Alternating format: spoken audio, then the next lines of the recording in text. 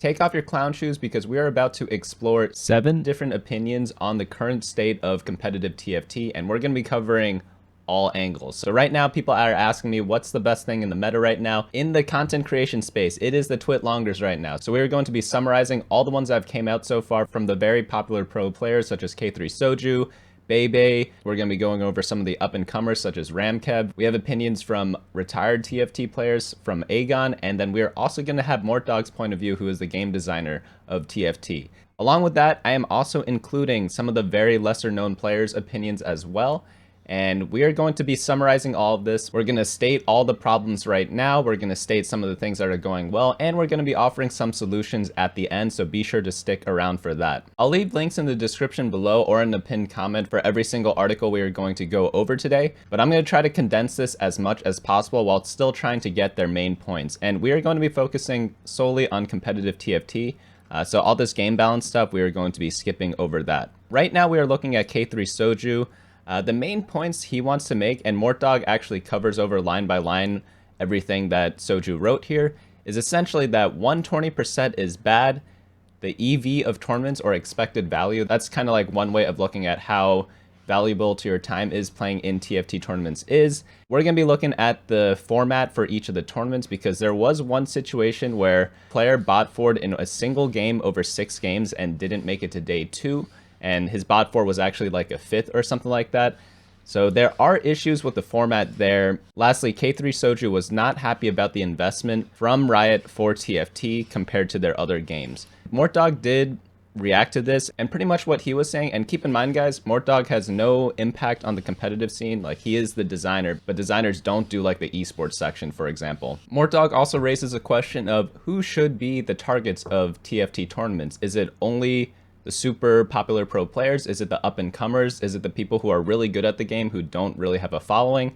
Who really is the target of this? And we'll be going over all of these later once we summarize every person's opinion. Next up is the question of how high should the prize pool be? Mortdog puts out the question of, is the point of playing a tournament for money, or is it for something else? Is it for pride? Is it for the competitive spirit of the game? And then lastly, he reiterates that his main goal is to make a fun game. It's not his job to make a game for people to make a living off of. For example, he just wants people to have fun, and I think that is a pretty fair assessment. But that's 2 down already. We got some more spicy ones later, because if you thought this one was very energetic, we will definitely see a lot more later. Again, if you want to read the whole thing, we'll leave links down below. The next one released is hot off the press. This was released today. This is from Bebe. He's often at the top at the Korean ladder. So the first part is a little bit exaggerated, to say the least. It's just like comments on the balance of the game today, or just stuff he wants. I don't really know. You guys can leave your own opinions on that. It's a pretty funny read if you want to get to it. But at the bottom, he leaves like a real talk section down here. And pretty much the summary of this is that Bebe is in agreement with Mortdog, essentially that Riot's job is to make a fun game so that people like playing it. Part of the reason why other auto chess games died off and TFT is kind of like the only one existing anymore, and by existing I mean like has this type of player base, is because they kept their game fresh and they didn't try to go for like perfect balance, for example. I think I could do an agree for that because, yeah, I play games to have fun. Like, if I wanted to make a ton of money, I probably wouldn't quit my job, you know? So now on to the next thing he talks about is a tournament scene. So there are a lot of weird things going on here. So contrary to Soju, Bebe thinks that it is not Riot's job to make the competitive scene. I'm actually more with Bebe here than Soju because I don't think it is the game developer's job to create an entire scene. You could see this with Nintendo. They actually like don't care at all about any of the competitive stuff, even though it got really big.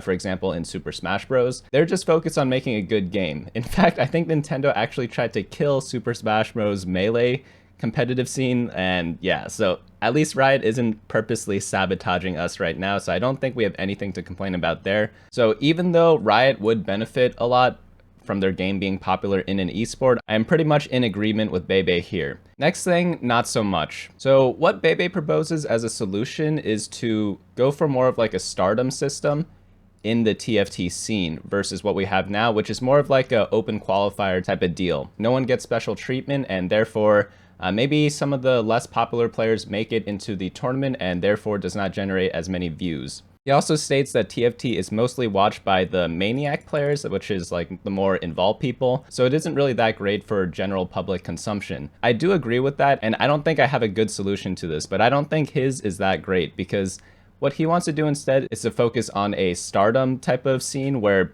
the same people continuously compete over and over, which would eventually create a tournament brand. We saw this work in other games, so that's why he thinks it'll work here. In the summary, I will go over why I think this is not a great suggestion, because there's a thing called nepotism, but I don't think anyone has a better solution yet so far.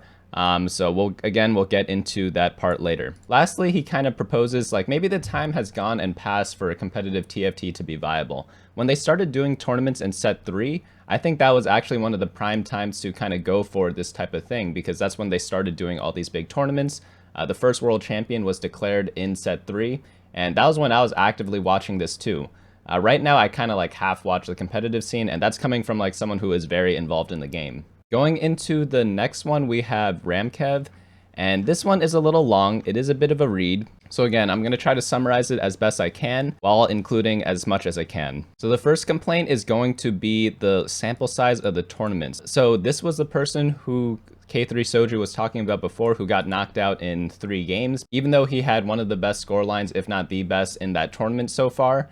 And that is kind of funny to look at, and that is one of the downfalls of a 3-game knockout format. I have a proposed solution for this later, which I think hopefully solves a lot of issues with tournament formats right now. And this also goes into my next point, because the reason why we're not reaching these solutions is because there has been no innovation in the tournament space. They just keep doing the same tournaments over and over. They keep making the same mistakes as before, and Ramkev goes deep into that here. It's a little brutal, so if you guys want to read the whole thing, I will leave the link below. Next up, and I think there's no excuse on this, Tournament Realm is a complete disaster. I've used it before. A lot of other people have used it before. There's like a tournament that got completely canceled because they didn't test the Tournament Realm to work for everyone. And I think there's no excuse in the world to kind of justify that, because people worked really hard to qualify for it and they just weren't able to compete in the tournament twice. Despite everything that he wrote here, there are even more issues with the Tournament Realm, but that is a discussion for another day. Hopefully they just fix it and make the Tournament Realm just not buggy. I know it sounds easy to say, like, just make it work is essentially what I'm saying, but like, you kind of need that for a competitive format. Last up, he also has issue with giving feedback on these tournaments and how there's no official channel. I'll touch on this again in the summary. Just a quick note, there are a couple things he left out of the Twitlonger. First things first is the scoring system of 1, 2, 3, 4, 6, 7, 8, 10 makes no sense. And in case you guys weren't familiar with this scoring format, there are 2 scoring systems out right now, and the first one is the one you see here, where you get 1 point for 8th place, 2 points for 7th, 3 points for 6th, 4 points for 5th, and then in 4th place and above you get 1 extra point, so you get 6 for 4th, 7 for 3rd, 8 for 2nd, and then if you get 1st place, you get an additional extra point. The other system is just making 1st place get 8 points, 2nd place get 7, all the way down, and having it be pretty equal. A lot of people talk about this, and there are pros and cons to each. Personally, I'm a fan of the 1 through 8 system, and there's actually a couple weird examples of why I think it is much, much better. But there is also the 105 IQ take that changing the system doesn't actually change the results that much. To which I say that is complete garbage, because if something is wrong, that doesn't mean you should keep doing it even though it doesn't have that much of an impact on your life. For example, if I were to wake up every day and light my hair on fire and then quickly put it out and have no damage whatsoever to my hair, why would I keep doing that every day? I should just stop doing it, you know, even though it had no effect on my life. Now we're going to go over Agon's point of view. He is a player who played a lot of competitive TFT in the past, but then quit. And it is really a shame, because I do think he was one of the better players. And he actually brings a perspective that a lot of other people never even mentioned, at least that I've seen before. So essentially what he starts off with, and this has been mentioned before, is that there's no commitment from Riot to grow a competitive scene, and he thinks there is a repeating cycle of no marketing, low viewership, low investment, less hype, leading back to low viewership, which keeps repeating itself. So he says that TFT in the competitive space never got a fair chance, and until they do that, there shouldn't be a reason to doubt the viability of competitive TFT. Next up, he lists out some easy missed opportunities for advertising the tournaments, because one issue that's been brought up a lot is that people who are very active in the scene don't actually know when a tournament's going on. And right now, while there are Twitter posts and Reddit posts for these tournaments, they're missing out on Discord posts, website articles, and there isn't even a TFT official YouTube channel out quite yet, which I found to be odd because every other Riot game does have a dedicated channel and a dedicated website. TFT does not have either. Now for the bigger brain take. He goes over the fact that even if TFT does not make any money for Riot, the point of esports is for a community's retention. And the point of esports is to improve community retention. And even if TFT doesn't make any money, Riot will probably make money off of every user who is involved in TFT in the future by upselling to different games. For example, would Valorant be as successful as it was without League of Legends? Maybe the same can be said for TFT. Essentially, TFT Set 6 was full of Arcane spoilers, and Arcane came out at the same exact time. So there is a lot of exploration you can do, and you guys would be very surprised at who actually plays TFT, and surprise, surprise, it is a lot of people, and a lot of big people that you wouldn't think would normally play it. They just play it off stream. But essentially, the hypothesis here is that if you invest in the TFT competitive space, more people are playing TFT, keeping more people in the Riot ecosystem. Whether that would be true or not, I guess we will never know unless they actually do it. Now on to some of the Reddit takes. This guy, I don't really know who he is, but he is a challenger player. I'm assuming he's one person who does compete a lot in these tournaments. So those perspectives we can't forget about, because again, if we look back at what Mortdog was asking on the topic of who TFT tournaments are for, is it for the general challenger players who just don't have like a big stream? Maybe, maybe not, but they do have opinions which do matter. So tournaments should be played at the end of a patch cycle, not the beginning. I am very conflicted about this. So this whole debacle started when Mismatch Socks was very clearly the best player at a certain point in time. I think he held like rank 1 and 2 accounts, and like the third place was not even close. And then he was going to play in a tournament. They released a new patch and he bombed out. And he wrote like a huge thing on why this shouldn't be the case. I actually think that they shouldn't restrict tournaments to only be played at the end of the patch. I think they should have tournaments played both at the beginning and at the end. And here's the reason why. There's a very interesting article by Richard Garfield on why tournaments support better communities than ladder. And while we aren't going to be debating the main topic of his discussion, he does bring up the concept of honers versus innovators. So on ladder, the best players are the honers, because right when a patch comes out, the innovation comes out, and then afterwards the people at the top of the ladder are going to be people who perfect all those new innovations. So inherently, all ladder systems, which is what the solo queue system is right now, favors the honers heavily. If you innovate a new comp, you pretty much get no reward, because once you climb like, let's say 400 LP by discovering a new OP comp, once everyone discovers it, your advantage is completely gone, and by the time the patch ends, you are just back where you started, because who cares who invented something when everyone starts copying it? So that's why I think having a tournament at the start of a patch is actually very important, because I think innovating is a very crucial part of TFT skills, and it actually is a thing that isn't that explored. It's like when you compare who's smarter in school. Is it the person who didn't study at all for the test and got a 90, or the person who studied all day every single week and got a 95? Who is actually the smarter person? I guess that is going to always be an age-old debate. And that's why I think it is important to have tournaments at the start of a patch and at the end of a patch. That way you reward both the innovators and the honers. Going back to the post, qualifier tournaments should be played circuit style. So this one is a very highly debated topic. So Hearthstone switched to something more circuit style, where they have like the Grandmaster series. And essentially, I think that is what killed the Hearthstone competitive scene. So if you go about it just as a standard way, I don't think it will lead to the best results, even though I think this is the most fair system. For example, right now the World Championship only tells you who is the best player on the last patch of a set. And is that actually who the best player is? Is the best player actually someone who excels at all types of different patches? Well, personally, I do think so. So a circuit style tournament would actually reveal who that best player is. Now the question comes is, how many games should people play? Maybe people play 2 games per patch. Maybe people play 4 games per patch, 2 at the start, 2 at the end. That's a topic that's up for debate, but right now I don't think any production company has enough resources to kind of host a long-standing tournament. Next up, tournament placement should be scored 8-1 versus 10-1. We'll get into this in the summary, which we're about to get into right now. So I summarize everything here. Starting from the top, only one tournament matters. And this does have a big effect on all the different players here so far. So if you are a aspiring streamer, one way to make a name for yourself is to win one of these tournaments. Another way is to get rank 1 on ladder. Which one is harder?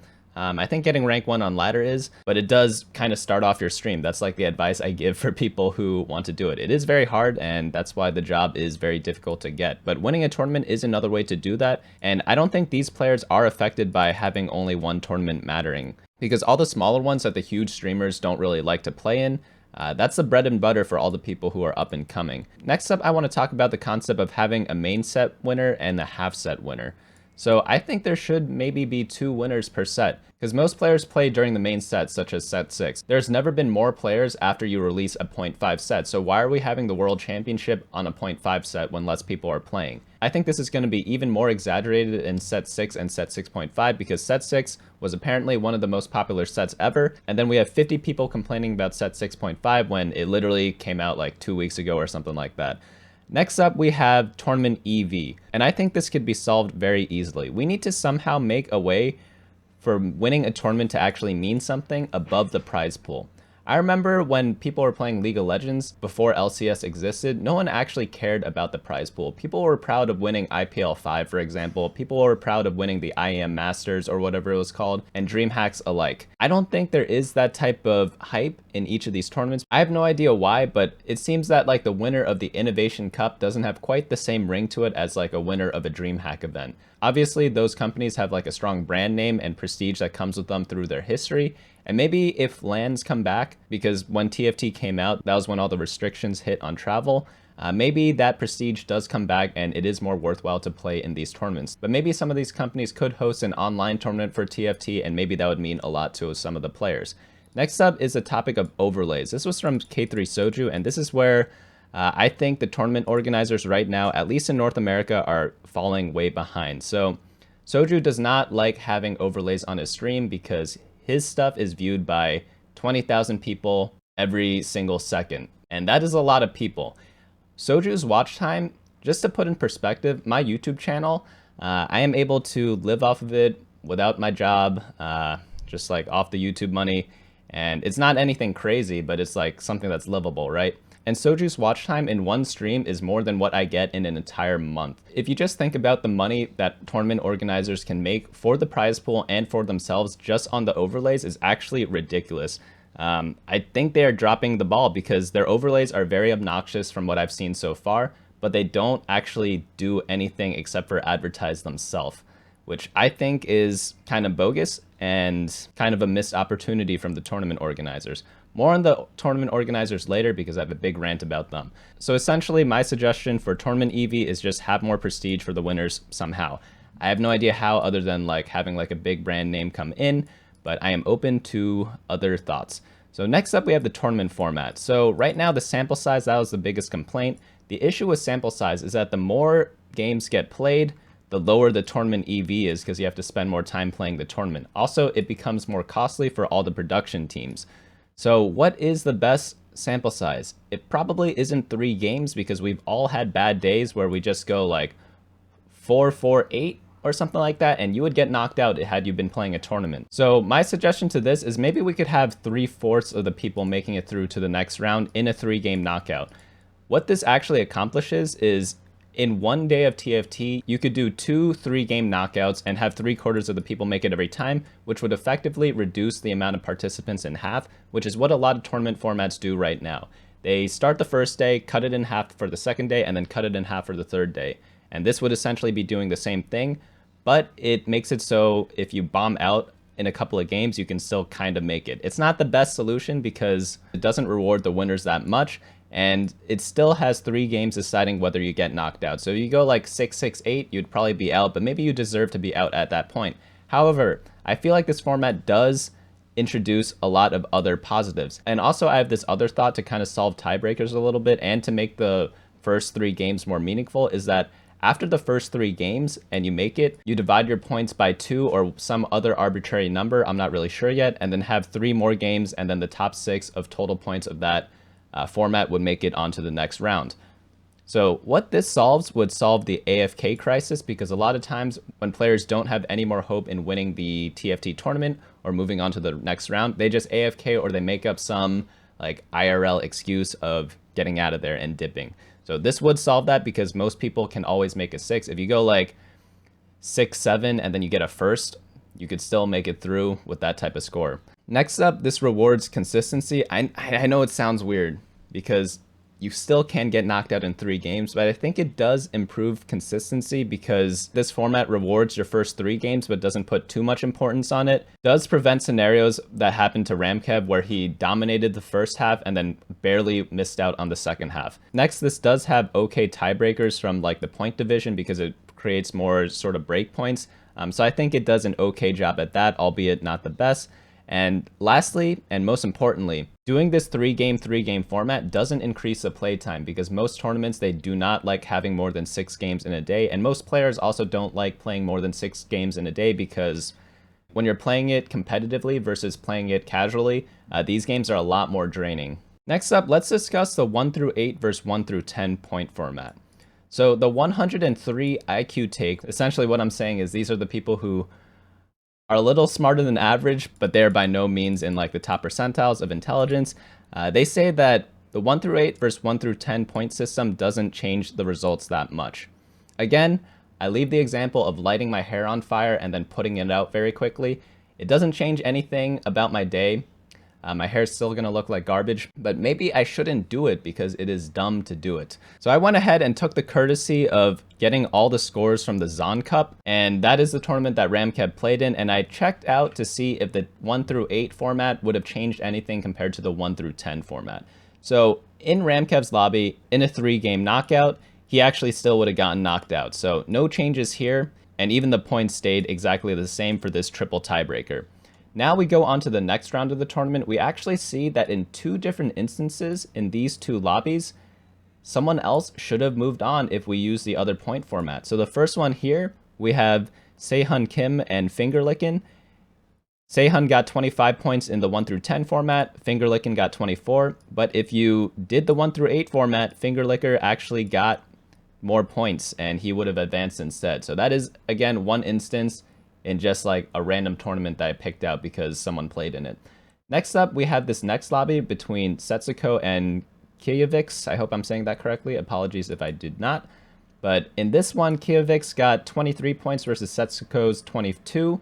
But if you use the 1 through 8 format, they actually tie in points. And then so the way the tiebreakers work is that the first tiebreaker is highest average placements. In a 1 through 8, all the average placements are going to be exactly tied if they have the same amount of points. So the next tiebreaker is who has the most wins.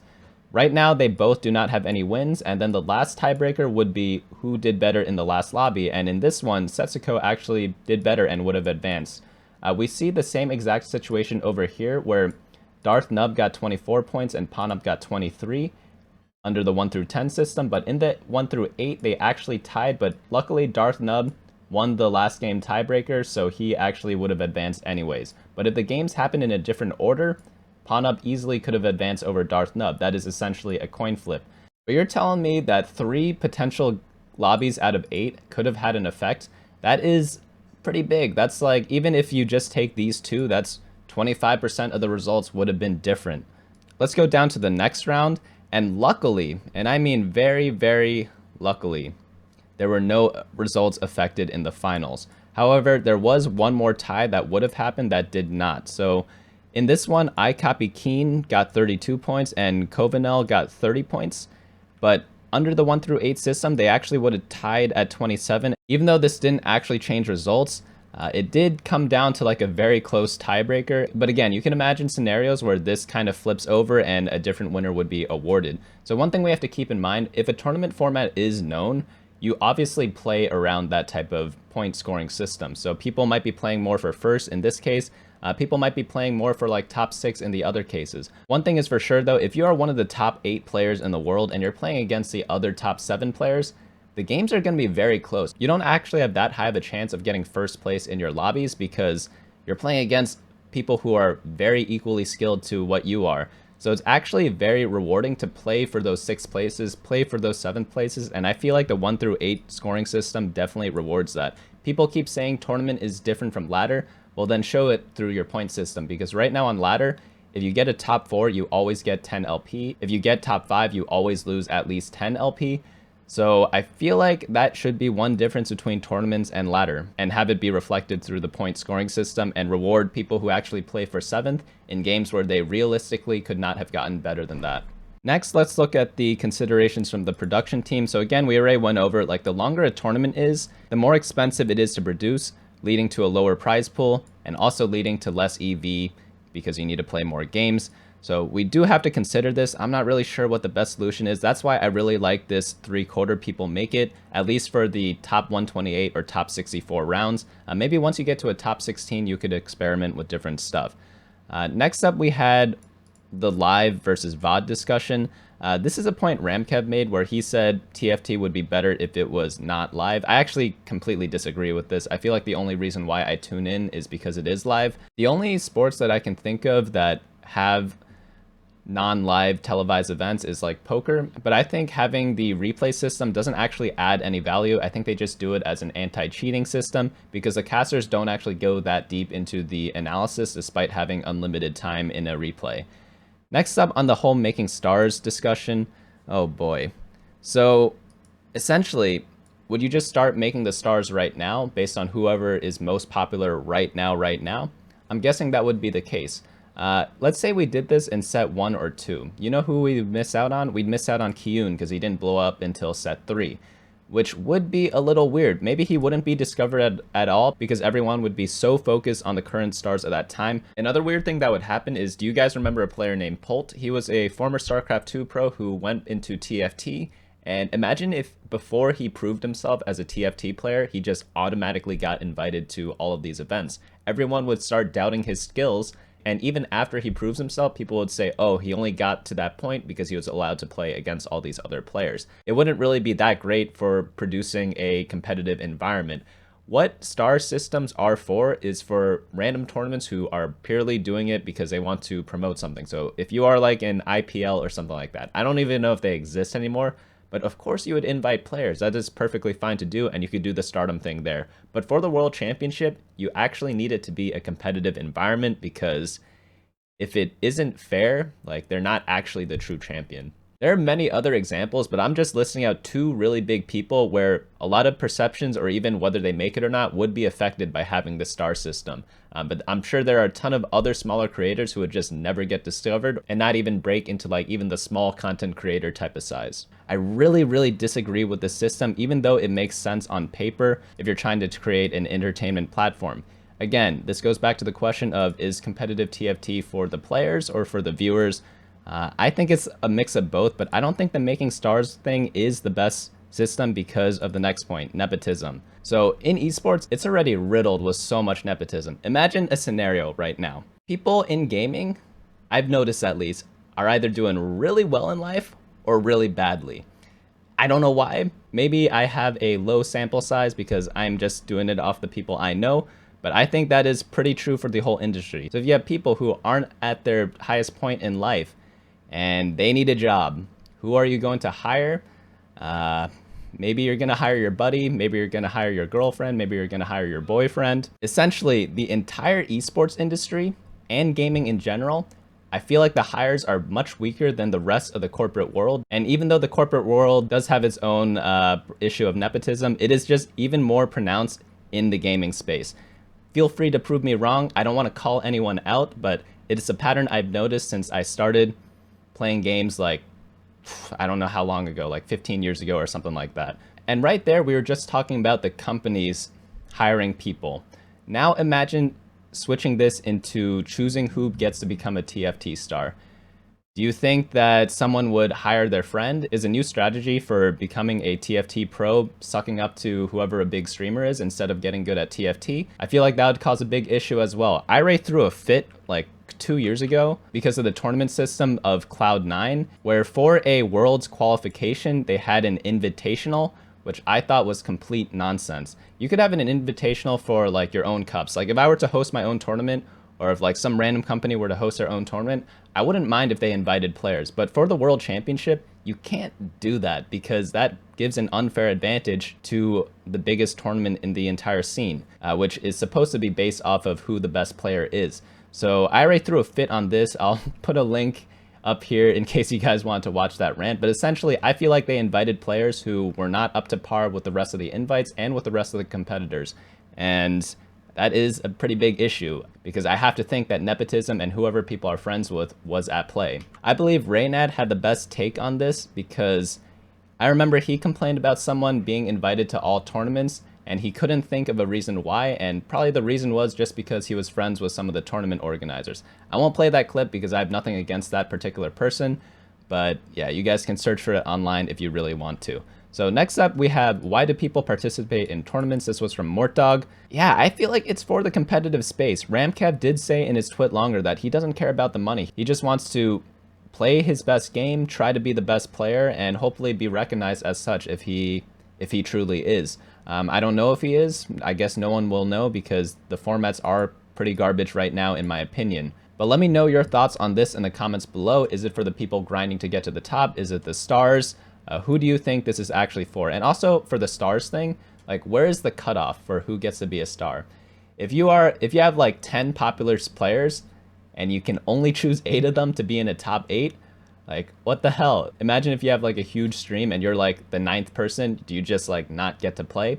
I don't really know. So that is another issue of the making stars thing, despite these two, which I think are pretty big. Because again, if we started in set 1 and 2, I don't think Hyun really started getting a big stream until set 3, so we would miss out on him. And then next, nepotism, like this is what I hate the most because this space is so riddled with this because everyone just hires their friends.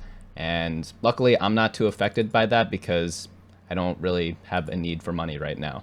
In fact, if some of my friends were down bad and I had a chance to give them some money, yeah, I would probably hire them too. I'd probably contribute to this problem, but it's not a good thing to have happen, if you know what I mean. Next up, let's talk about the investment from Riot. So the tournament realm, no excuse at all. You need to test it. Like, I don't know what else to say there. I feel like there's no defense for having the tournament realm be this crappy. Next up, we have the Legends of Runeterra comparison. So in terms of viewership and player base, everything I've seen so far, TFT blows Legends of Runeterra out of the water, and they are pretty much competitors. TFT, in essence, is a card game. You get a draw every single turn, you could refresh your draw, and yeah, that's pretty much what a card game is, right? Riot does invest a lot more in Legends of Runeterra, despite it not quite hitting the mark. You can see this because Legends of Runeterra has a website, for example. They also have a YouTube channel. TFT does not have either of those. They get, I believe, more money for their tournaments as well. Don't quote me on that, but that's what I've been told. So yeah, I don't know what the deal is with that, but I feel like TFT should get more investment or LOR get less, one or the other, because I think TFT is a bigger game than LOR. How high should the tournament prize pool be? That's another discussion, because no matter what, when the EV right now is like less than $1 or something, I think Soju calculated that out. If you quadruple it, then it's $4 an hour. It's still not great. It'll never be great. Again, that's why I think you should have more prestige attached to the winner of the tournament. I don't know how to do that, apart from adding like a big brand name. Next up, we have no communication channels such as YouTube, Web, Discord. This kind of ties into what we talked about here. Yeah, there's not really an excuse for that. It really doesn't take that much effort. I'm sure there are plenty of people on the TFT team involved in the media who would gladly take this up. Retention of TFT players, more money for Riot long term. Yep, I agree with this. But I don't think that it's Riot's job to kind of grow the esports scene. If we look at almost every other esports scene, it always grew from a grassroots effort before the company actually dedicated money to it, like substantial money. For example, before LCS, we had IPLs, we had IEM Masters, we had DreamHacks. There are like a ton of other tournaments I'm missing because I just can't remember them. There are actually so many that like, there are tournaments like once a month or every 2 weeks, and they were like pretty big. I would watch all of them before for League of Legends, and that just doesn't exist for TFT. So why should Riot invest when no one else is, you know? At the same point, I do agree. The person who benefits the most from a big esports scene for TFT is Riot because they literally make all the money from TFT. So I'm kind of indifferent about this. I feel like it isn't Riot's job, but they do benefit the most if it does get big. Last but not least, has the time already passed for the growth of the competitive scene. Maybe. I'm not really too sure. I do feel like set 3 was the prime time, but as Agon was saying, like, why not give it a chance and maybe see if it works out? But that is going to be it from me today. That is my thoughts on all these Twitlongers. I tried to summarize it as best I can. And just one important note, I have no qualms with any of these players. So if it seemed like I called someone out because I disagreed with one of their takes, it doesn't mean like I hate the player. Just want to make that clear. I don't even know why I have to say this, but you could have disagreements with people you like or dislike. So the fact that I disagree with someone or say they have a shit take on something has no bearing on my opinion on them as a player or a person. But I'll leave all the links down in the description below. Maybe I should join the Twitlonger meta, but I don't really care about all this stuff, you know? So hopefully you guys enjoyed this. I know this isn't the sort of normal video that I make, but we'll have more of that as well if you guys came here for that. But thanks for listening to this. I do have like a longer version of this, believe it or not, where I go through everything line by line, but I canceled that out because it took way too long. So I did it in this version instead. But if people want to see that, like, maybe I'll edit that footage. But yeah, apart from that, that is it for me. I will see you all later.